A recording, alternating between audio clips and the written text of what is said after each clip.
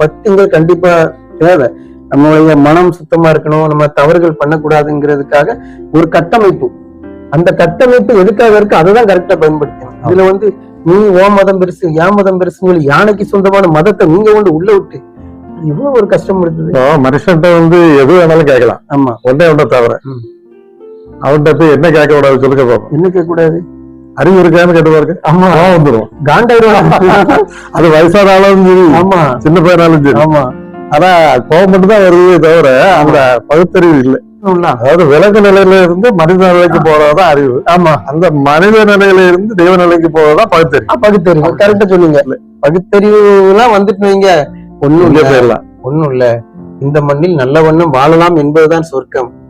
இந்த மண்ணில இருக்கிற மற்றவங்க உதவியாக நல்ல விஷயங்களை செஞ்சுட்டு நீ ஒண்ணுமே செய்யாட்டி கூட பரவாயில்ல, யாருக்கும் எந்த தீங்கு மட்டும் செய்யாது.